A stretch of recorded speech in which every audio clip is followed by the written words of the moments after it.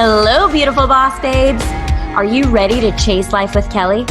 Well, I'm your host, Kelly Chase, and I'm so excited you're here. We are going to talk about all things love, dating, relationships, money mindset. We're going to dive deep into self-love, worthiness. I am going to bring on some incredibly empowering guests.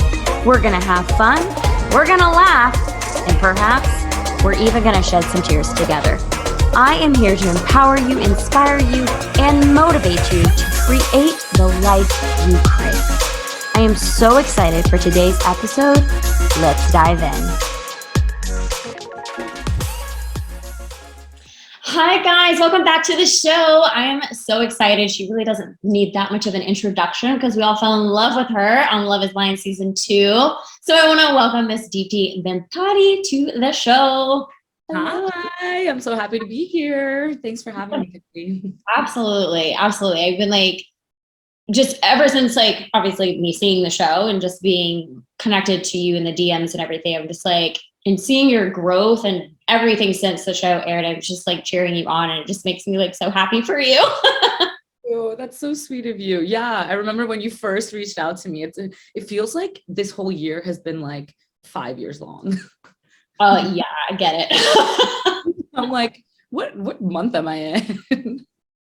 It's so funny. You know what? I feel that too. And now, even next year, it's when a new season airs, people go back and they watch the older seasons, whether if it's a repeat or first time seeing it. Mm-hmm. And it's so funny, for me, that happened when you guys' season aired. And I got an influx of messages again, and it was so funny. Some not so nice, but others were fine. But it's no, it's a part of you now. It just is. It's something crazy that you did, but it's something that you always carry with you. Yeah. It's weird. Yeah, no, it is crazy. What I guess one question, what drove you to cast or apply or whatever for the show? I mean, I know season 1 was different. No one applied because we didn't even know it existed. So what drove you to wanting to do it? Honestly, it's so funny. I had just gotten out of a 6-year relationship, about 6-ish months ago. We were in the middle of a pandemic. I wasn't really looking to date, especially on dating apps. And one of my best friends who lives in LA, he sent me this casting thing. He goes, this casting thing is happening in Chicago. And I was like, my parents aren't going to let me do this. Why am I even thinking about this? I started applying and it was kind of long. And I was like, I'm not doing this. And then for some reason, the next day I woke up and I was like, you know what? I'm just going to do it. Let's see what happens. Let's see if I even get it. And then within days, they reached out to me and I was like, wait, is this actually happening? Wow. Yeah. And but then we didn't film until a whole year later because of the pandemic. Right. So we were just kind of in limbo mode for a while, which is honestly, I needed that year to right. be myself again. So it was a much needed year. Yeah, that definitely worked out in your favor too, I'm sure, because there, so many things when we jump into something else, it just doesn't necessarily always go the way we want it to go. So. That version of Deepti, if I did get it, when I first applied, had everything happened, I feel I wouldn't have handled it the same way. I think it would have broke me even more. So yeah, I really needed it. Yeah. Well, I'm glad that it all worked out for you then. So good. So tell us more about your story in general. Just where are you originally from Chicago? What do you do for work? How are things? I was actually born in India. Yeah. I moved here when I was 8 years old, and it was a really tough transition for me, just because I didn't know the dialect as well, and it was hard to understand other kids. So I really became super whitewashed, honestly, just because I wanted to fit in and I wanted to just be accepted. And it was a tough thing for me because I was so different and I was overweight. So I really dealt with a lot of self-confidence issues and self-esteem issues, which is why it's so important for me to kind of tell my story, because everyone thinks like, they saw that perfect moment of me on screen where I chose myself. Oh my gosh, she has so much confidence. And it's like, no, like I'm so imperfect. And it's been such a hard journey for me to get to that place. Like even just 3-4 years ago, I think I was like 220 pounds at my heaviest. And I was in such a bad place mentally and in my relationship. And so, yeah, it was really tough for me. But in any case, we'll get into that. But yeah, I grew up in 2 hours south of Chicago in like Bloomington, Illinois. And yeah. And I've been living here for the last like 8-ish years. I work in technology. Yeah, I'm a data analyst. Well, I quit 2 months ago. Oh, did you? Did. I was gonna ask if like this, your new lifestyle was Yeah. Honestly, allowing. yeah, totally. And as you know, like you have to give your whole heart to one thing or another. And I was seeing that I was like kind of splitting my energy, but I wasn't putting my all into one thing. And you know what? It's time to just kind of switch gears, and then you can always come back to technology if you need to. So yeah, I quit 2 months ago. I love it. Congrats. Journey. Yeah. I mean, that is like something like I preach all the time. It's like, okay, we can like dabble in things, but like if it's not like totally just like you have to put all of your energy into something. You got to like lean into like what is lighting you up now. Like it may not I mean, I've been doing coaching for almost 10 years, and there are parts of coaching that I'm like, can't do. I can't do. I've been in and out of corporate America as well. And it's like those parts of me, I'm like, maybe I just haven't found like the position in corporate America that lights my soul on fire. So I create what lights my soul on fire, and being able to be my own boss and do that while also being creative. Like now I'm like, oh, let's start a YouTube channel. Let's just keep adding all these creative outlets to essentially get me to where I want to go in life, Exactly. I'm of the same mindset. It's like, what is your passion? Because when I had the job, it was like, oh, cool. Like I'm financially stable, but like you said, nothing is lighting me up. You know what I mean? And so I had to take the opportunity to do something that like I'm passionate about. Absolutely. I love that. I'm so excited. Oh my gosh. Okay. So I'm going to ask you a question later on, but, okay. So tell me though about like, what you were saying as far as like your lack of confidence growing up and everything. Let's talk. I'm sure that you shared this in your book. So let's talk about your book. Yeah. I choose myself. That was like the famous line that you used on the show. So I love that you made it the title of your book, and it's so powerful and empowering at the same time. So yeah, can you share more about the book? Yeah, absolutely. When I first wanted to write the book, I was thinking about doing something with self-help.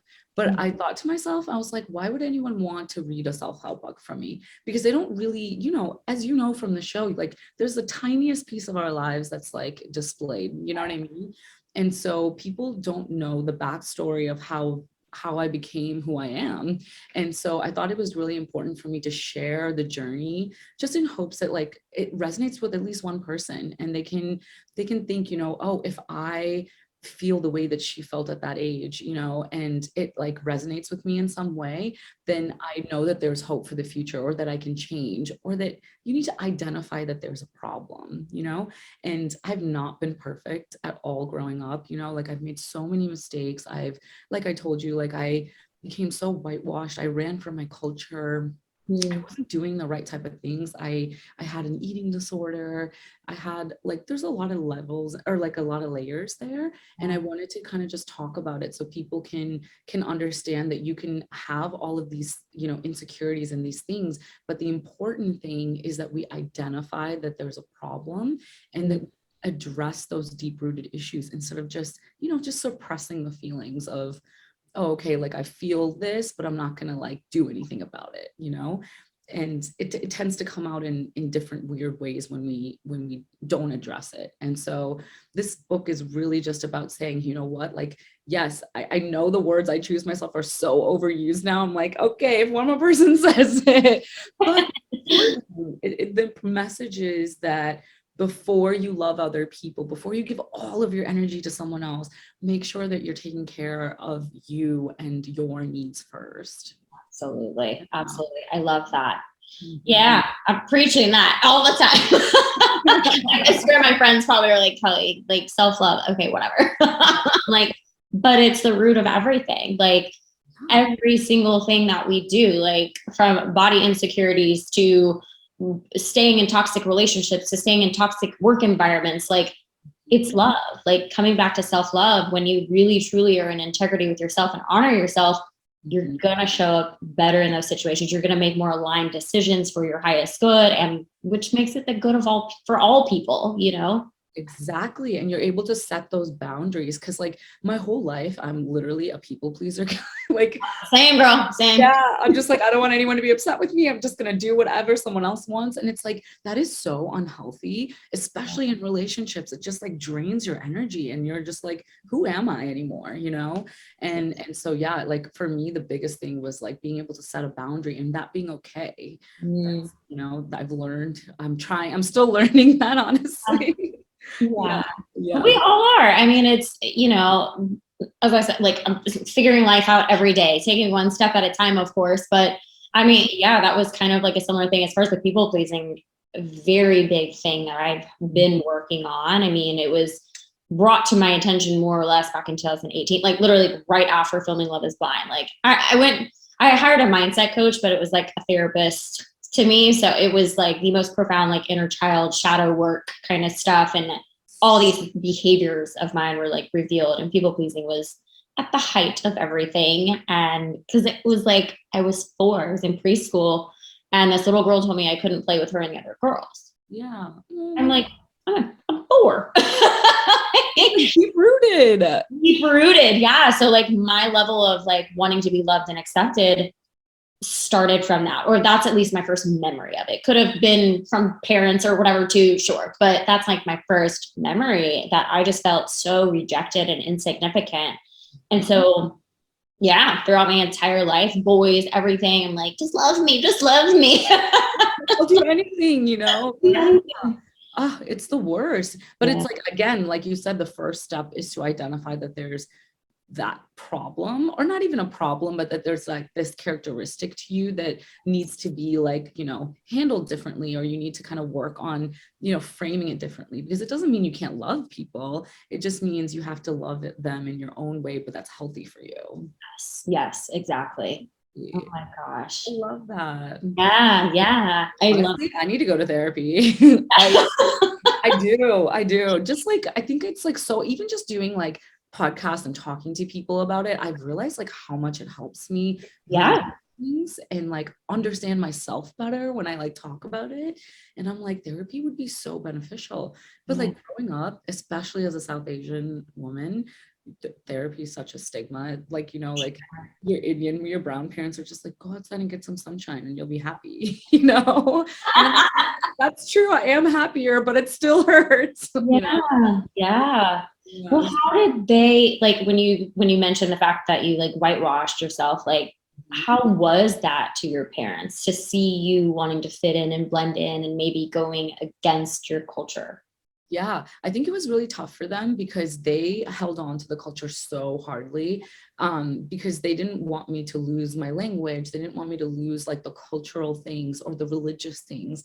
And so I think they could see that I was kind of slipping away. I was becoming way more rebellious, and it created a lot of tension because they were like, why are you trying to just be completely a different person? You know, why aren't you like embracing these things?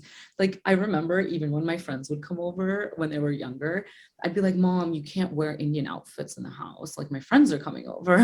And she's like, are you serious? Like, she's like, I'm specifically going to wear it every time I come over now. She was just messing. I'd be like, and it would be like a whole fight. I'd be like, Mom, no, you can't do that. And now I'm like, Indian outfits are so freaking beautiful and they're comfy as hell. I'm like, yes, Mom, wear it, you know? But it's so funny because I just didn't want to be different or unique in any way, you know, not understanding that that's what makes you special, you know? Yeah. it was a tough thing growing up. But, you know, I say this all the time. It's so cool to see the evolution of my parents over time, because, you know, when they first came here, they literally were so, you know, not closed off, but they were like really tightly holding on to everything. And now they just kind of let things be. And they're like, you know, you can be your own person. You can have this and that. You don't have to like fit into a box, essentially. And Wow. so they're just so supportive. The fact that they even let me do Love is Blind and they were so supportive, I was like, who are you? You know, it's so cool to see them evolve too. No, absolutely. Absolutely. Did, when, I guess like, yes, they've been evolving, but was there like a point in time where you felt almost like this, I guess, like resolution between your parents and you, where it wasn't necessarily rebellious, it was more like acceptance at this point? Yeah, you know, that's such a good question, because I think during the pandemic, really, that's when we really started to get very close and kind of talk about things. But you know, I was in a 6-year relationship, and he was white, whatever. And in the Indian community, like for me and my personal beliefs and in my family, like I'm not gonna just bring a guy home constantly, or like multiple guys. So if I'm dating somebody and it's super serious and we're like, okay, this is marriage material, that's the only way I'll bring them home. And I think I knew in this 6-year relationship that he might not be the one, or he hadn't stepped up yet to be that person. So no, I literally lived a double life. Like I never introduced them. Wow. I lived with him. And so like I would rarely have my parents come over, and if they did, like I would hide his things. Like it was a really bad thing that I did. Like I can't believe I like lived such a double life. And so during the pandemic, and especially with the show, it's so transparent. We talk about so many feelings. I think that's when we really bonded. And I was like, wait a minute, I can tell you anything and you're still going to be there to support me. Oh. Like I had no idea that that would be the relationship that we have now. Now I tell them all the time, I'm like, Mom, I'm going to date this person. Like I don't want to date this person, you know? And she's like, okay, he's not brown, but that's okay. Like you do you. Yeah. And we've like really evolved and gotten a lot closer through these tough times. That's awesome. I love that. I love that. Yeah, your parents were so cute on the show. So I love.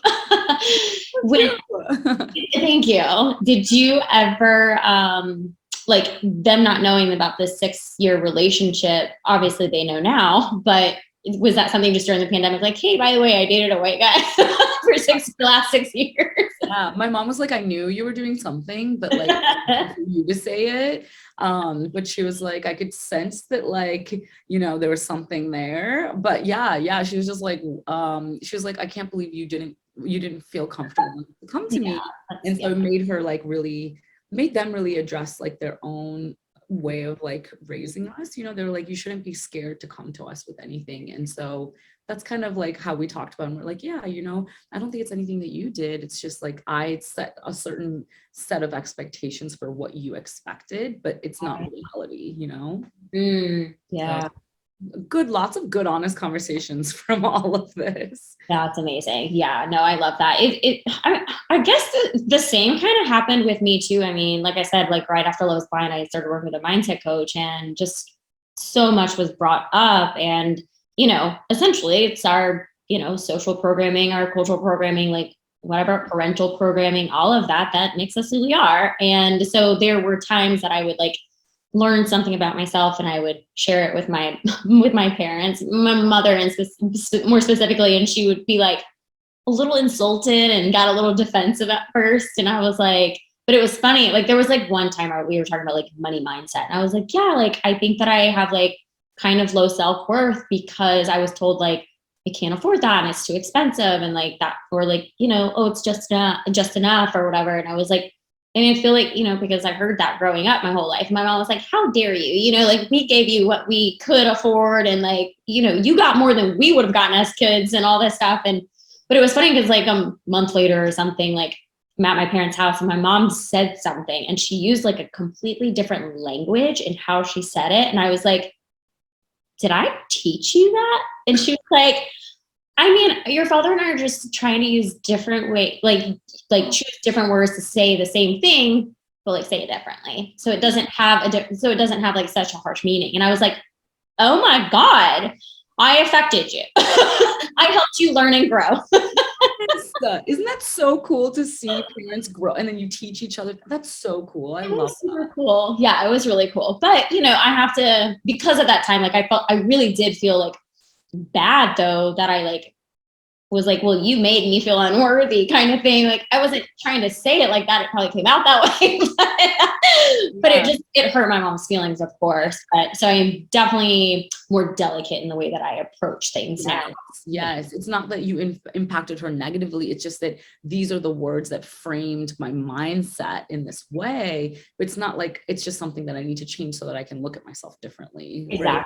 That's exactly what I'm doing with my mom too. Cause my mom is such a people pleaser too. Like, because she's given me so much in life at all times, she's like, oh, I'll pay for this. I'll do this. I'll do that. And I think that for a healthy relationship, that's what I need to do. And so I overgive in my relationships, not realizing I'm like, no, you got to set a boundary. Like, halfway. Absolutely. But mom not like that. She's like 120%. I'll give all of me to you, you know? And I'm like, wait, mom, that's not healthy. Yeah. I totally agree. Because that's in any relationship. If we're over giving, we're kind of losing parts of ourselves in that relationship too. So Exactly. Oh man, lost so many parts of myself and my exes. It's crazy. Yeah. Okay, so speaking of exes, let's go down that rabbit hole for a minute. Let's do it. Okay, first let's talk about, just briefly, because we don't want to mention for too long, your relationship on Love is Blind with Shake. So yeah, tell us about that. Yeah, honestly, you know, Shake, we didn't hit it off like at the very beginning, really, but the more we started talking, we started realizing there's a lot of similarities in our cultural backgrounds and just how we grew up.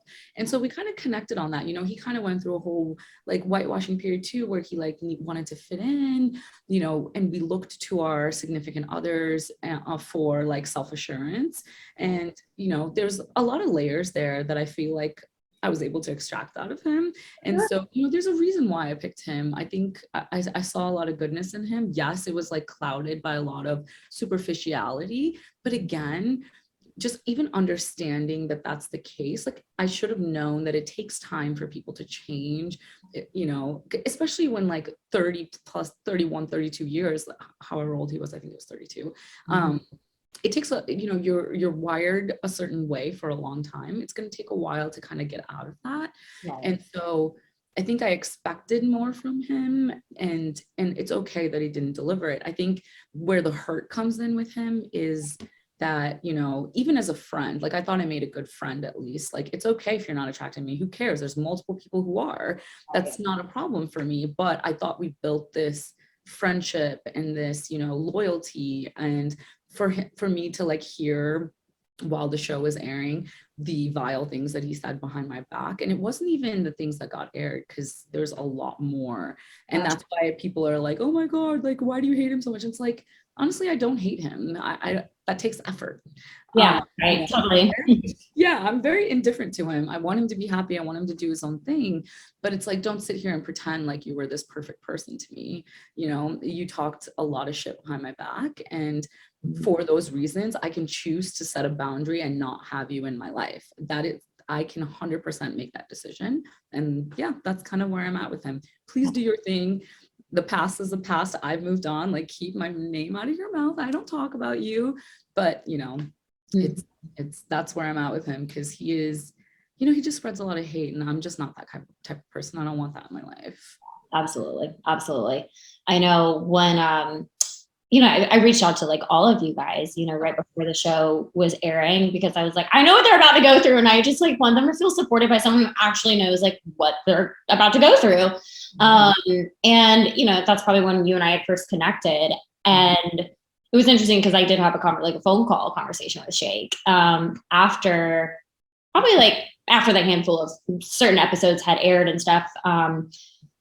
But you know, I knew that he was getting like, you know, handed a new one through people on the internet and everything. And I was like, oh gosh, you know, like it doesn't, like, just like a narrative was produced around Jessica. Like I don't know what the truth was, you know, exactly. So I was like trying to give it all the benefit of the doubt and everything too. And having the conversation with him though, you know, I thought like I was going to have this conversation about like, Kelly, like, what do I do? Like, I'm spiraling downward. Like, this is so sad. People are attacking me, yada, yada, yada. And although he was like, people are attacking me, it just went a completely different way, our conversation, in the sense of like, but like, I am who I am, and everybody can just F off, basically. And I was like, okay, like, I don't know, like, I'm a mindset coach, and I don't, like, there's a wall that I'm about, like, I don't even think I can penetrate this right now. He's just not ready and open to hear Exactly. the message that maybe could change his life in a very good way. Exactly. And so I just like listened, and then I was like, okay, well, if you need me, let me know. Exactly. And it's like, yeah. And I in my interviews around that time too, I was just like, let's not like give people a hate, because then there's no room to grow, and there's a good environment. But it does take self-awareness to know and admit that, hey, like, my actions and my words have impact. And if that impacts someone negatively, then, I'm just going to like own up to it and say, hey, like, let's talk about why that's the case. That's a healthy, like, we got to get rid of the egos. You know what I mean? Totally. There's a lot of ego there, and it's like you said, it's a wall that's unpenetrable, and it's not our job to fix it. And I can choose to just be like, you know what, let's just keep the wall even higher, and I will on my side.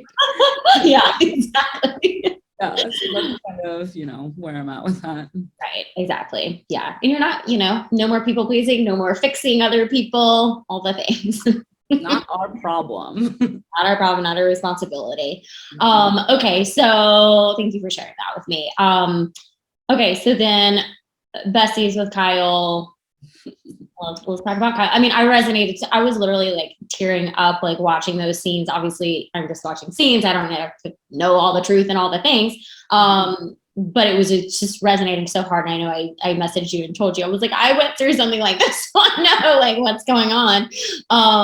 But yeah, can you share like what, as far as like how things, like how, okay, yeah, like the build up into you guys' relationship, I kind of want to like know about. And then once you guys did decide to start that relationship, like how were things? Yeah. It's so funny. Like, I always say Kyle is the perfect chapter that I needed. Yeah. We built such a good friendship, and like, he was really there for me emotionally, and like, just, there's a lot of layers there. Like, obviously we knew there's feelings there, but we kind of were like tiptoeing around it because we didn't want to change, how things were.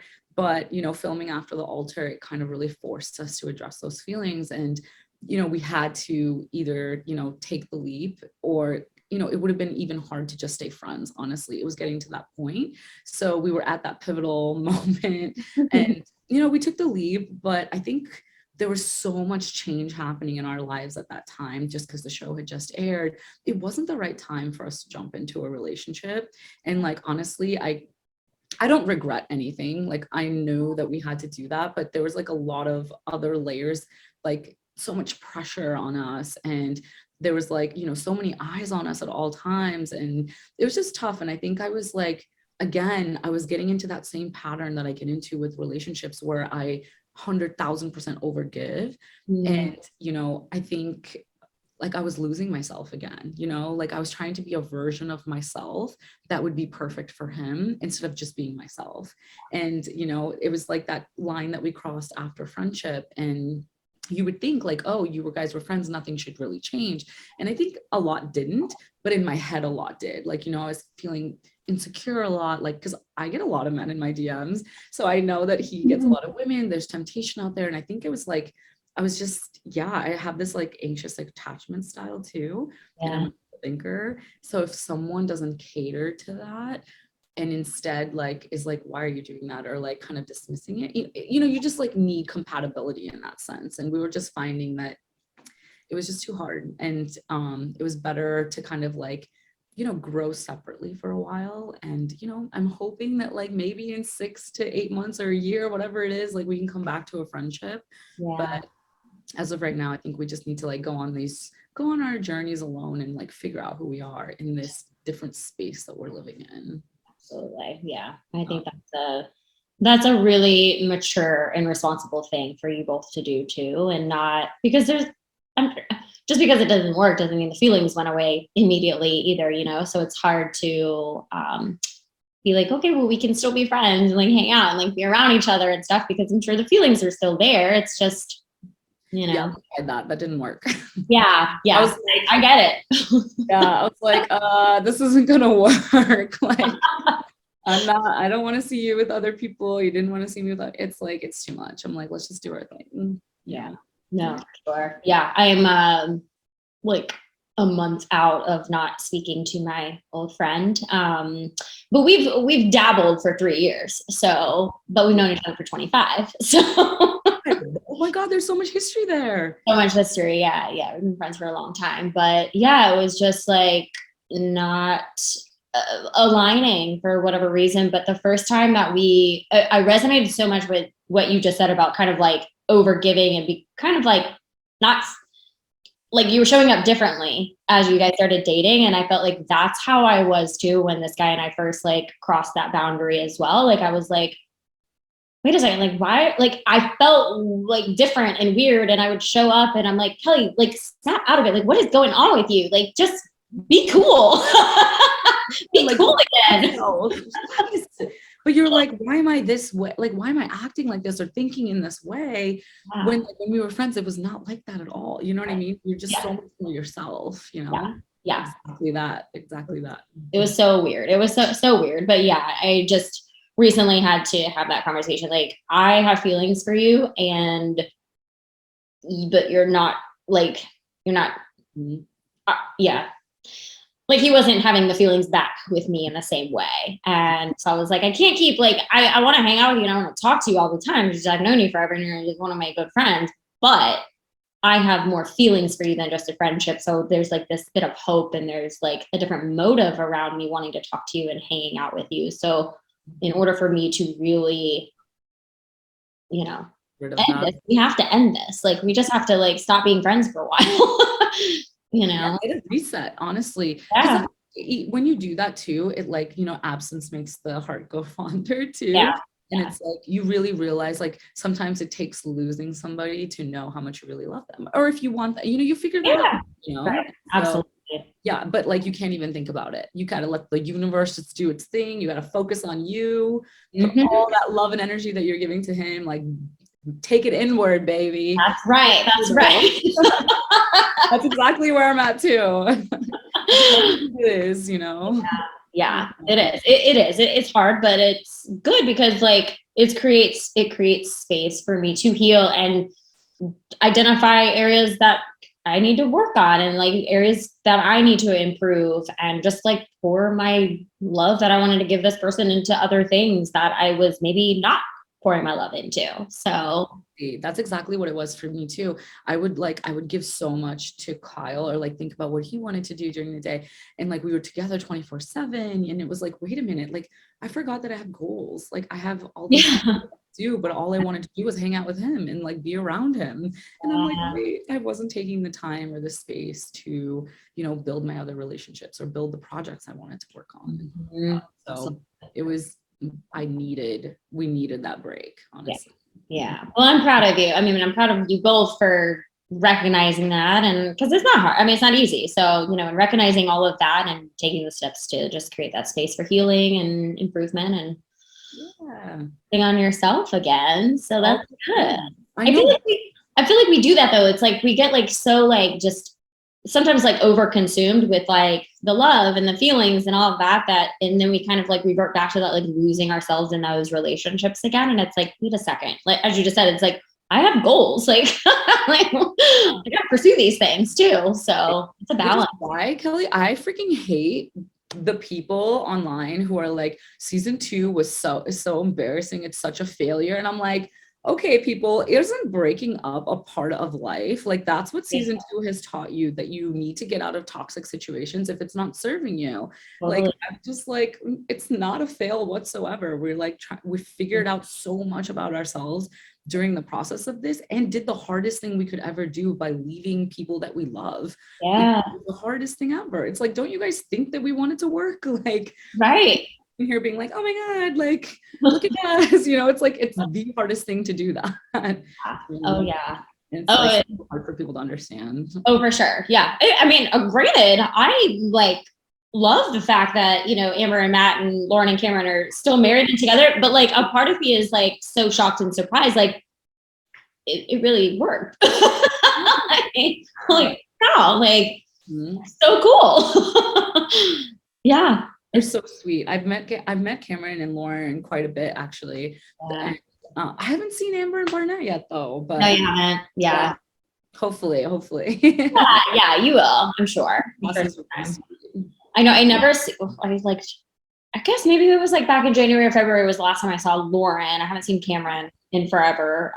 Same thing with Amber and Matt, but yeah. But Lauren, I was talking to Lauren that day about like, yeah, I like need to get out of my house more and like do things. And she was like, girl, I feel you. Like, I feel like it's just like me and Cam always doing things, or like, then I'm always, she's like, I'm just like always working too. So it's like, I just want to have my alone time and like just chill outside of that. And I'm like, I get it. I definitely understand. I'm a workaholic myself, but I'm trying to be, the last 6 months, I've been like a lot more intentional about like being around friends and like creating that balance there. Cause it's healthy. We need to be around people.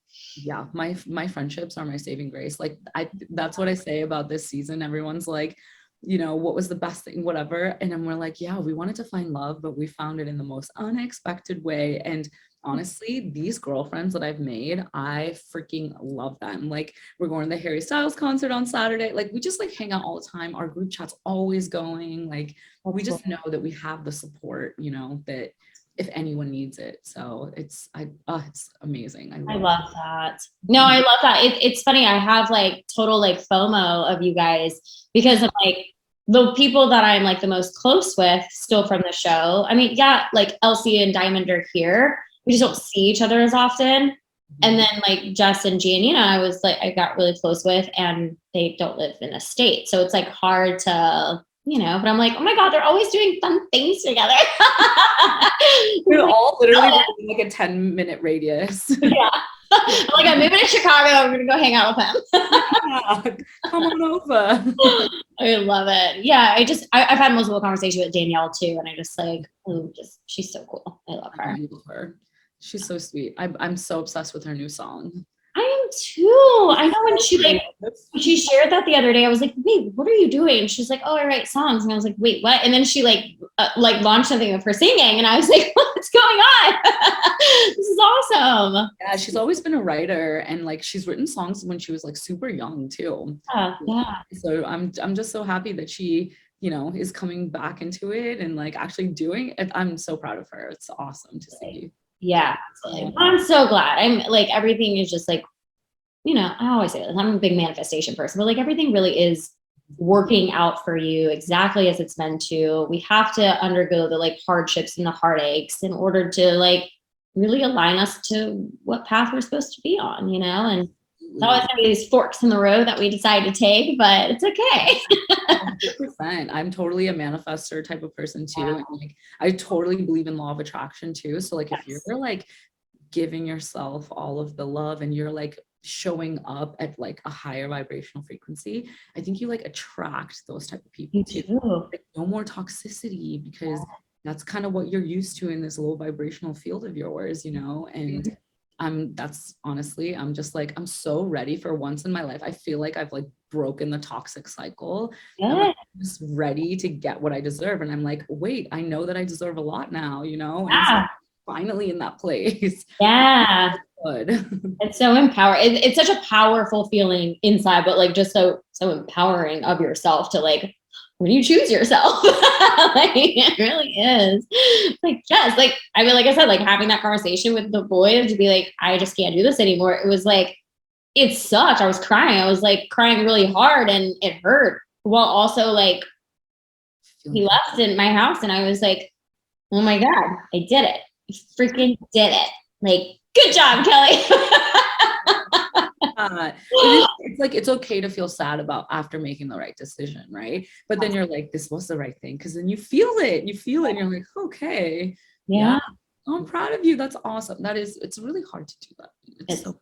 Yeah, it's really hard. It is. But I'm like, I mean, we've been friends forever, so I know it'll like, you know, it'll come back around. But I'm like, okay, I know it's like lonely now. It's like, okay, go figure out like, what do you need to do to like, one, bring awareness to like why I'm feeling lonely? Like what is really going on inside of me? Two, how can we divert our attention without using someone else? Yes. Just go for a walk. Do I need to go like paint a picture? Like, what do I need to do? Fill that time that you're thinking about the situation or the loss of it and Right. put it to somewhere else. But yeah, that's a hard thing to do. That's kind of what I've been struggling with in the last, month or two too, because like Kyle was such a big part of my life. Like we 24/7, we lived together before we broke up. So it was like a lot, but it's like, how do you retrain your brain into adopting new patterns where you don't like attach it to the thought of them anymore, So it's like, that's what you have to break, but it takes time to do that.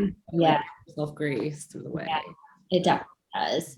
It Totally. definitely. I love it. It's so good. Yeah. I want to ask you too, just about your weight loss and body image, and tell us about that. I don't even have the right question. Honestly, I honestly associated like a certain type of weight with like, I'm going to be confident or happy within myself, so for me, food is a way of coping. So if I'm feeling like bad or like, my partner's not giving me something that I need, or I'm just like, not feeling good about myself, weirdly, instead of, going to work out, because that wasn't a pattern that I had established really. It was more like, binge eating. And so I would like feel good about it. But then like after I would binge eat, I would feel so bad about myself that it would like create this like weird cycle, And so I realized like after my 6-year relationship ended, whatever, and I was like, you know what, like, why do I feel so bad about myself? Like, what is it? And it was honestly the way I thought about myself, the way when I looked in the mirror, what I said to myself was so negative. And so that's the first thing I changed. I was like, you know what, I'm telling myself no matter what weight I'm at, like I'm confident, I am beautiful, like I am strong. And like really, even though you're kind of faking it in the moment of like, okay, it's hard that I'm saying these things because I don't believe it. Eventually you start to believe it. And then your actions align with those thoughts. So I started taking care of myself better. The binging stopped, and I would like, work out, and it would make me feel so good. Like the endorphins that I felt that I would feel with other people, I felt within myself. And so, I lost 80 pounds and I felt so damn good about it. I was like, hell yeah. But there were certain moments, even though I had lost that weight, that I would look in the mirror and those negative, like, thoughts would come up and resurface. So I realized it's not really about, the scale, the number on the scale. It's about how I'm feeling, and that there's internal things and thoughts that are associated even with my actions. So that's really what I had to work on. And it's still a work in progress, but my favorite quote ever from Jess Sims. Do you know who Jess Sims is, the Peloton instructor? Okay, no, I don't. Peloton was a big part of my life, part of my like weight loss journey, and her motivation when she's working out is so amazing. And my favorite quote of her is, "You're a work in progress, but a masterpiece at the same damn time." And I'm like, I love that. So true. Yeah, I live by it. Yeah, it's so powerful. I mean, even what you were just saying, like I had a weight journey myself, and like, it is just the thoughts that are going on in your head. Like, I mean, I haven't weighed myself. I mean, I had a scale for years, and then I like put it in my closet, and I think I gave it to Goodwill like a long time ago. But like, I'm just like, no, we don't use that anymore.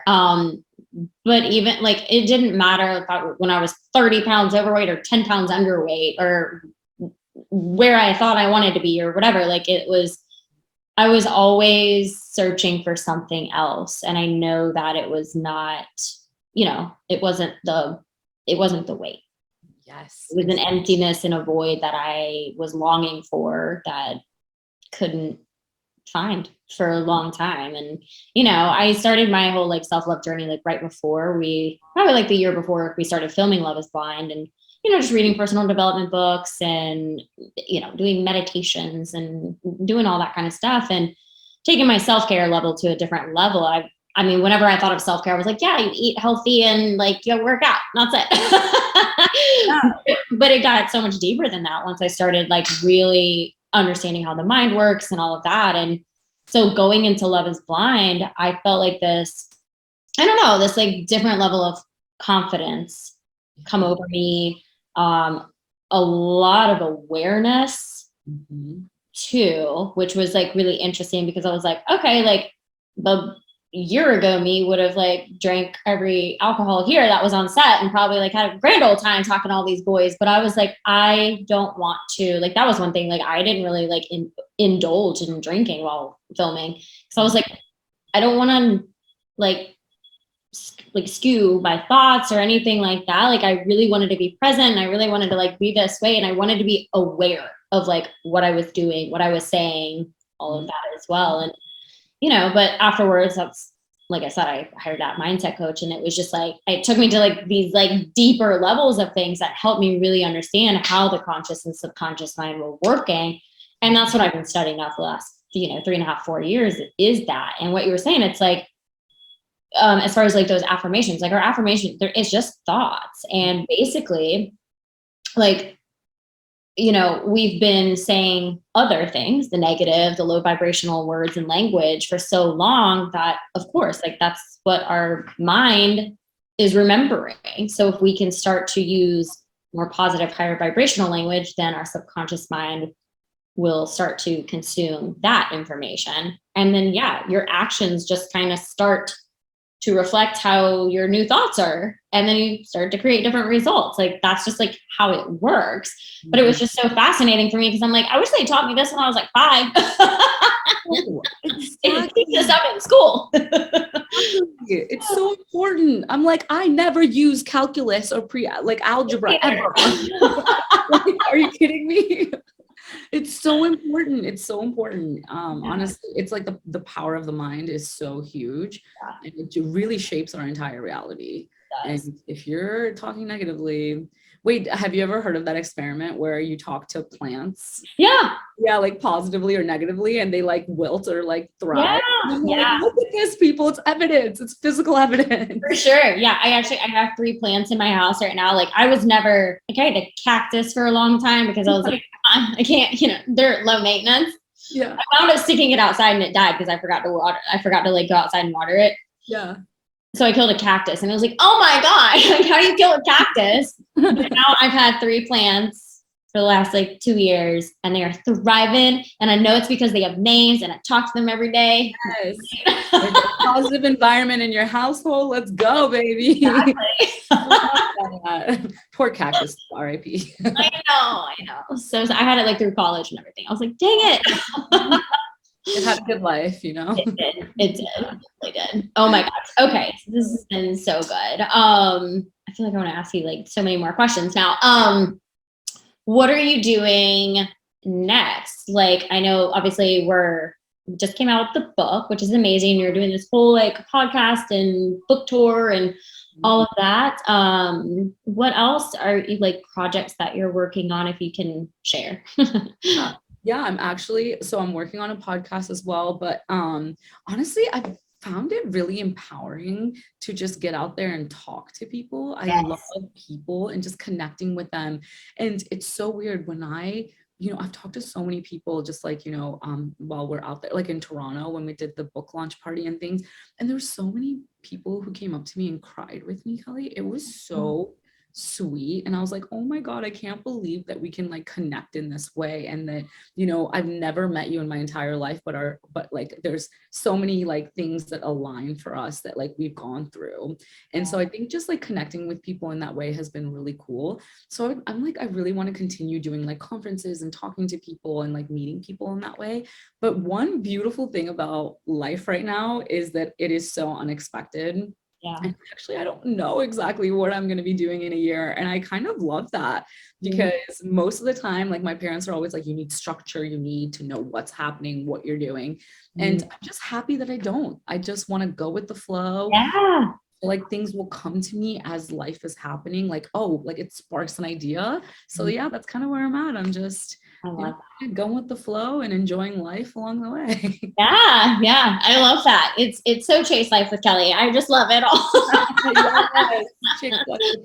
Yeah. It's I totally feel you on the connection piece. Like I think that too, like being in my house, like I'm, yes, I can connect with people virtually and everything, but I haven't, like, I want to start doing like more events and getting back into public speaking again. Like I really love that. I love just being around people. So like even like an intention, I was like, oh, you're going to go like support local, like, I don't know, local businesses and go to their little like grand opening parties and things like that and just go meet people in your own community again.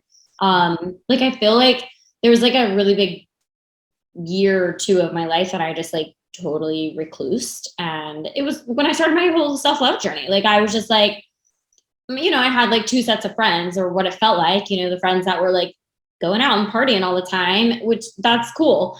While also then I had the friends that were like getting married and having kids. And I was like, I'm not that, but I don't want to be doing that either anymore. So I'm here. And I like feel really alone, and I don't know. The only thing I was like, okay, the fitness and like wellness community here in Atlanta. And so I would like go to like wellness events and things like that, while also just reading a book on a Friday night instead of going out like I had been before. But I was very heavily known. I mean, I'm born and raised in Atlanta.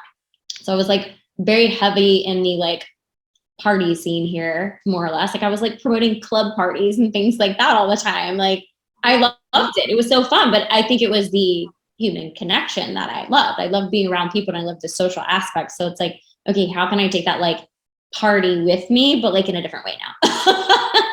That. Yeah. Yeah. I think I'm in the same boat as you. I think that's what it is for me too. It's the social aspect of it.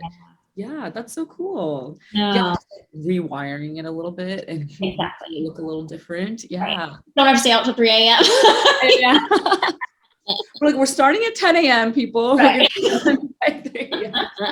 Get more coffee dates on the books. Right? Yeah, exactly. But yeah, it is. I love that. And, just, I did like an Instagram live the other day, which I hadn't done in forever. And I mean, just a handful of people that showed up and just, they were conversing with me. And I'm like, I love it. I just like talking to people.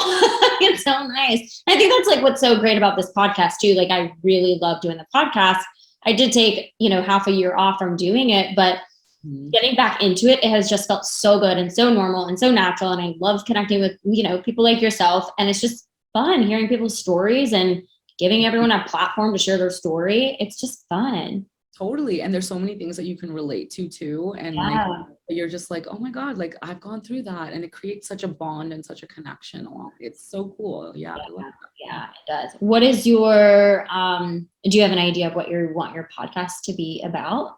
Yeah, I've been thinking a lot about this. And so obviously, like, I'm gonna have people on and like talk about things, but I want them to like, whatever their niche is, like whatever they like, love to do or have a lot of input on, I want them to obviously come to the podcast with that and give listeners like a little bit of homework or like something to work on related to that. And yeah, just again, like you said, it's just a way for people to connect. And I think, a lot of ideas that we've talked about today, I think will resonate with a lot of other people, when they listen, and it sparks something in them too, and so it's just to create vulnerability and connection and to say, you're not alone, essentially. Totally. So, yeah. This, the same type of mindset as yours. I love it. Yeah.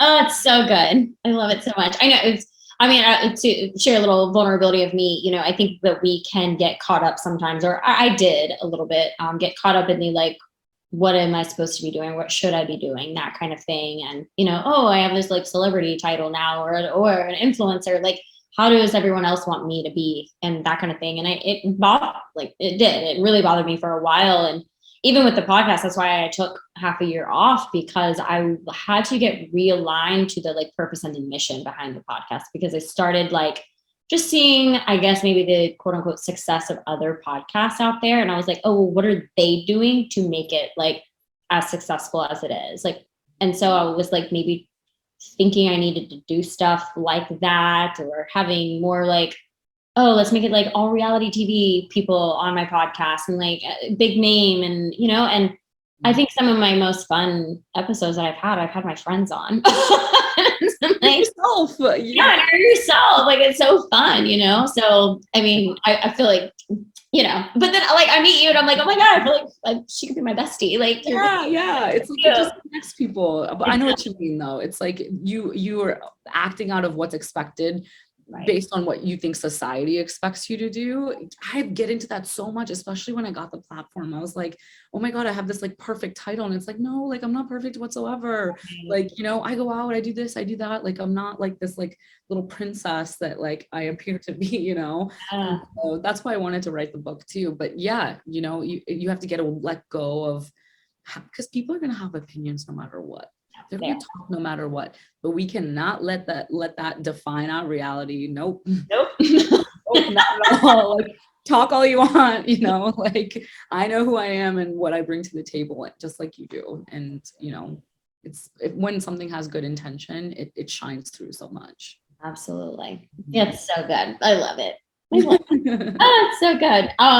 Okay. So yeah, so you got a podcast, you're going to be connecting with people, just little projects and stuff and going with the flow. I love that. Like, honestly, it's just kind of like surrendering into the flow of things and just what is going to come up next that's going to light you up.